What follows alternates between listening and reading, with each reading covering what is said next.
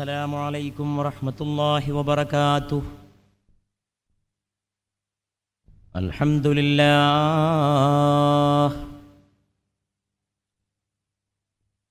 الحمد لله رب العالمين،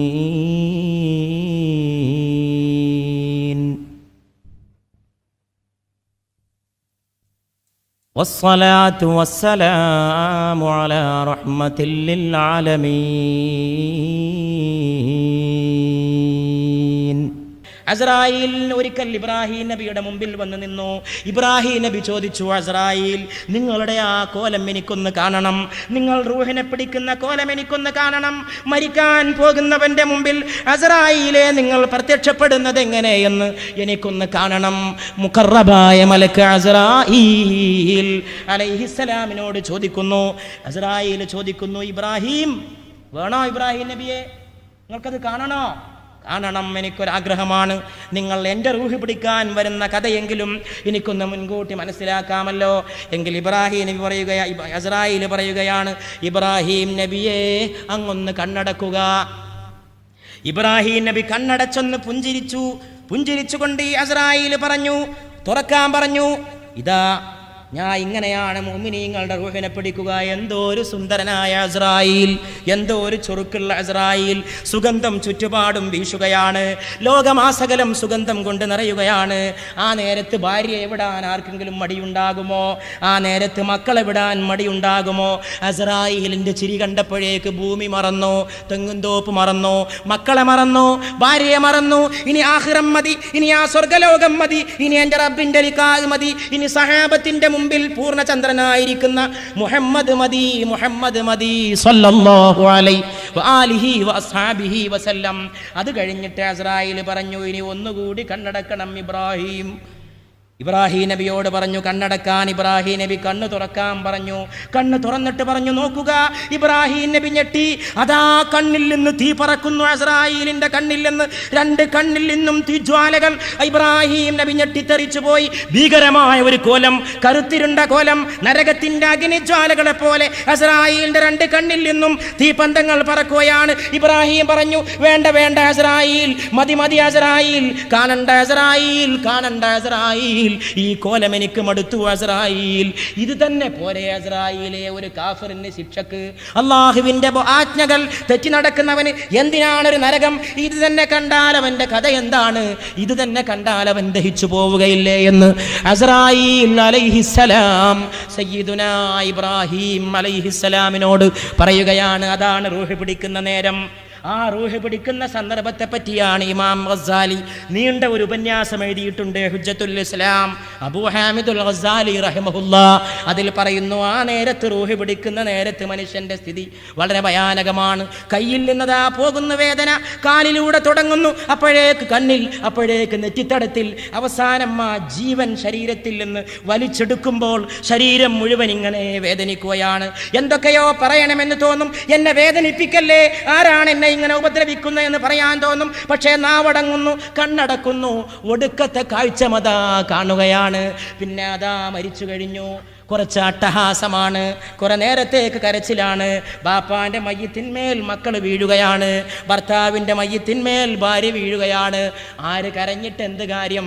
പോയ ജീവൻ തിരിച്ചു കൊണ്ടുവരാൻ കഴിയുമോ? പോയ ജീവൻ തിരിച്ചു കൊണ്ടുവരാൻ കഴിയുമോ? എവിടാ ഇപ്പം എൻ്റെ സുഹൃത്ത് അസീസ്? എവിടാണ് എൻ്റെ സഹോദരൻ അബ്ദുൽ അസീസ്? ഖബറിൻ്റെ അടിയിലാ. കഴിഞ്ഞ റമദാന് ശേഷം എൻ്റെ വീട്ടിൽ വന്നിട്ട് എൻ്റെ കാലിൻ്റെ അസുഖം ചികിത്സിക്കാൻ വേണ്ടിയിട്ട് തമിഴ്നാട്ടിലെ തൂത്തുക്കുടിയിൽ നിന്ന് പാണക്കാട്ടെ സയ്യിദ് ഹൈദർ അലി ശിഹാബ് തങ്ങൾ പറഞ്ഞയച്ചിട്ട് ഒരു വിദഗ്ധനെ കൊണ്ടുവന്നു. എൻ്റെ സ്നേഹ സഹോദരൻ അസീസ് എൻ്റെ വീട്ടിൽ നിന്നുകൊണ്ട് ഒരുപാട് തമാശ പറഞ്ഞു, നല്ല നല്ല കാര്യങ്ങൾ പറഞ്ഞു. നല്ലൊരു ചെറുപ്പക്കാരൻ. പെട്ടെന്നൊരു ദിവസം ഞാൻ കേട്ടു മരിച്ചുപോയി, ക്യാൻസറായി. മരിക്കണവരെ സമാധാനിയെ ചോദിച്ചു. ബന്ധുക്കൾ എവിടേക്കോ എന്നെ തിരഞ്ഞെടുത്തു. ഞാൻ എവിടെയോ പ്രസംഗിക്കാൻ പോയതായിരുന്നു, എത്തിപ്പെട്ടില്ല. എൻ്റെ ആ സഹോദരൻ്റെ മരണസമയത്ത് അദ്ദേഹത്തിൻ്റെ മുഖത്തേക്ക് നോക്കാൻ കഴിഞ്ഞില്ല. മരണമേ മരണമേ നീ എന്നെ മാടി വിളിച്ചു. മരണം ഇങ്ങനെ മാടി വിളിക്കും. മരണം ഇങ്ങനെ കൂടെയുണ്ടാകും സഹോദരാ, അത് മറക്കരുത്.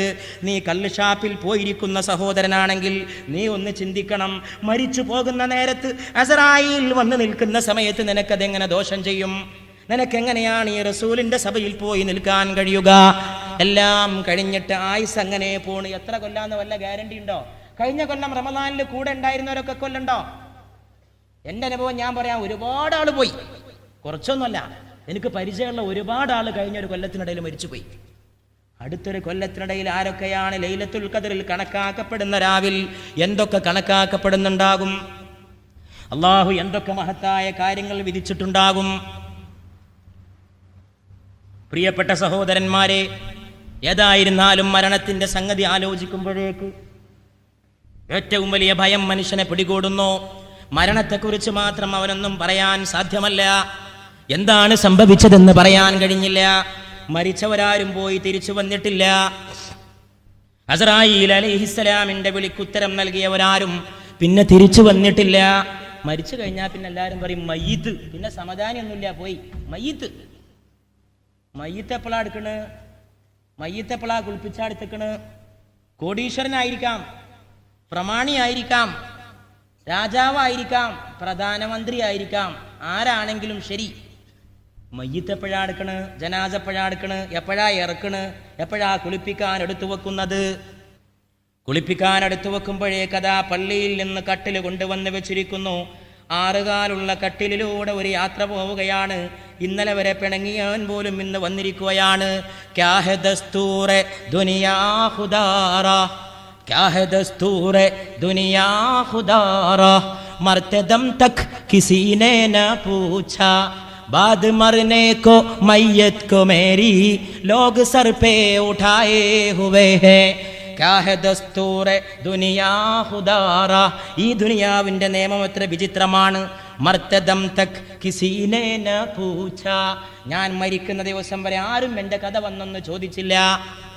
മരിക്കുന്നവരെ ഞാൻ കഞ്ഞി കുടിച്ചോ എന്നാരും അന്വേഷിച്ചില്ല. ഞാൻ മരിച്ചപ്പോഴോ ബാദ് മർനെ കോ മയ്യത്ത് കോ മേരി ലോഗ് സർ പേ ഉഠായേ ഹുവേ ഹേ. ഞാൻ മരിച്ചപ്പോൾ ജനങ്ങൾ എൻ്റെ മയ്യത്തും കട്ടിൽ തലയിൽ കയറ്റി എന്നെ ബഹുമാനിച്ചിരിക്കുകയാണ്. മരിക്കണവരെ തിരിഞ്ഞു നോക്കാത്തവൻ പോലും മരിച്ചപ്പോൾ കട്ടിലെടുക്കാൻ വന്നിരിക്കണു. ഇന്നലെ വരെ പിണങ്ങി നിന്നവനും ഇന്ന് വന്നിരിക്കുകയാണ്. പിണങ്ങി നിന്നവനും വന്നിരിക്കുകയാണ്. ശവപ്പറമ്പിലൂടെ ഇങ്ങനെ നടന്നു പോകുമ്പോൾ ഓർക്കണം, എന്തൊക്കെ മോഹങ്ങളാണ് ആ ഖബറടക്കം ചെയ്യപ്പെട്ട് കിടക്കുന്നത്. കല്യാണം കഴിക്കാൻ ആഗ്രഹിച്ച ചെറുപ്പക്കാരൻ്റെ മയ്യിത്താണ് ഈ ഖബറിലെങ്കിൽ കല്യാണം കഴിക്കപ്പെടാനുള്ള ഒരു മോഹമല്ലയോ ഖബറടക്കം ചെയ്യപ്പെട്ടിട്ടുള്ളത്? രോഗം മാറാൻ ആഗ്രഹിച്ചവൻ്റെ മയ്യിത്താണതെങ്കിൽ രോഗം മാറേണ്ട മയ്യിത്തല്ലയോ ഖബറടക്കം ചെയ്യപ്പെട്ടിട്ടുള്ളത്? എല്ലാ മോഹങ്ങളും അവസാനം പള്ളിക്കാട്ടിൽ കൊണ്ടുപോയി അടക്കം ചെയ്യുകയാണ്. അവസാനം കഫൻ തുണി കൊണ്ടുപോയിട്ട് മണ്ണിലേക്ക് ഇറക്കി വെക്കുകയാണ്. മിൻഹാ ഖലഖനാകും വഫീഹാ നുഈദുകും വമിൻഹാ നുഖ്രിജുകും താറതൻ ഉഖ്റാ. ഈ മണ്ണിൽ നിന്നാണ് നിങ്ങളെ നാം പടച്ചത്, അതിൽ നിന്നാണ് നിങ്ങളെ നാം പടച്ചത്, അതിലേക്കാണ് നിങ്ങളെ നാം മടക്കുന്നത്, അതിൽ നിന്ന് നിങ്ങളെ നാം വീണ്ടും പുറപ്പെടുവിക്കുകയും ചെയ്യും. നാളെ ഈ മണ്ണിൽ നിന്ന് നിങ്ങൾ കൂണുകൾ പോലെ ഉയർത്തെഴുന്നേൽക്കും. അങ്ങനെ ഇസ്രാഫീൽ സൂർ എന്ന കാഹളത്തിൽ ഊതുമ്പോൾ ലോകത്തുള്ള സകല മനുഷ്യരും കൂണുകൾ പോലെ പൊട്ടിമുളച്ചെഴുന്നേൽക്കുമ്പോൾ ആദ്യം എഴുന്നേറ്റ് നിൽക്കുന്നവൻ ഞാനായിരിക്കുമെന്ന് മുഹമ്മദ് മുസ്തഫ സ്വല്ലല്ലാഹു അലൈഹി വആലിഹി വഅസ്ഹാബിഹി വസല്ലം, പൊള്ളു പറയാത്ത സത്യം മാത്രം പറഞ്ഞ മുഖ്ബിറെ സാദിഖ് മുഹമ്മദ് സ്വല്ലല്ലാഹു അലൈഹി വആലിഹി വഅസ്ഹാബിഹി വസല്ലം നമ്മെ പഠിപ്പിച്ചിരിക്കുകയാണ്. കഫൻ തുണിയായിട്ട് ഇങ്ങനെ ഖബറിൽ പോയി കിടക്കുമ്പോൾ എന്തൊക്കെ തോന്നും? ഒരു മഹാനായ മനുഷ്യൻ എഴുതി വെച്ച കവിതയിൽ പറയാൻ, ഞാനിങ്ങനെ ഖബറിൽ പോയി കിടക്കുമ്പോൾ ഞാൻ പറയും, എന്ത് പറയും? ദാഗ് ലഗ്നെ ന പായേ കഫൻ കോ ഏ ലഹദ് അപ്നി മിട്ടി സെ കഹ ദോ, ദാഗ് ലഗ്നെ ന പായേ കഫൻ കോ ആജ് ഹി ഹംനെ ബദലേ ഹെ കപടേ ആജ് ഹി ഹം നഹായേ ഹുവേ ഹേ. ഇന്നാണ് ഞാൻ മരിച്ചത്, ഇന്നാണ് ഞാൻ കുളിച്ചത്, ഇന്നാണ് ഞാൻ മരിച്ചത്, ഇന്നാണ് ആൾക്കാർ എന്നെ കുളിപ്പിച്ചത്. അതുകൊണ്ട് എൻ്റെ ഈ പുത്തൻ കഫൻ പുടിയിൽ നീ ചളിയാക്കരുതെന്ന് ഞാൻ എൻ്റെ ഖബറിടത്തോട് പറയുമെന്നൊരു മഹാനായ മഹാകവി കുറിച്ചു വെച്ചു. വേറൊരാൾ പറയാണ്, ഉസ്നെ ഷാദി ക ജോഡാ പെഹൻ കർ, ഉസ്നെ ഷാദി ക ജോഡാ പെഹൻ കർ സിർഫ് ചുമ്മാത മേരേ കഫൻ കോ. എൻ്റെ ഭാര്യ ഞാൻ മരിച്ചെന്ന് കേട്ടപ്പോൾ എൻ്റെ മേല് വന്നിട്ട് ചുമ്മാത്ത, അവൾ എന്നെ ചുംബിക്കുകയാണ്. ഒടുക്കത്തെ ചുംബനം. പോകുന്നു എൻ്റെ ഭർത്താവേ, നിങ്ങളുടെ ചുംബനങ്ങൾ ഏറ്റുവാങ്ങിയവളാണ് ഞാൻ. ഇതാ ഒടുക്കത്തെ വട, അവൾ എനിക്ക് വട നൽകുകയാണ്. ബസ്. പക്ഷെ അവൾക്കറിയില്ല. പക്ഷെ സ്വർഗത്തിലെ ഹൂറിമാറി എന്നെ പുതിയാപ്പിളാക്കിയ വർത്താനുണ്ട് അവൾ അറിയണം. അവിടെ എന്നെ ചമയിക്കാണ് സ്വർഗത്തിൽ. അതുണ്ടോ ഇവൾ അറിയണം. അങ്ങനെ മരിക്കണം, അതാണ് ഭാഗ്യമുള്ള മരണം.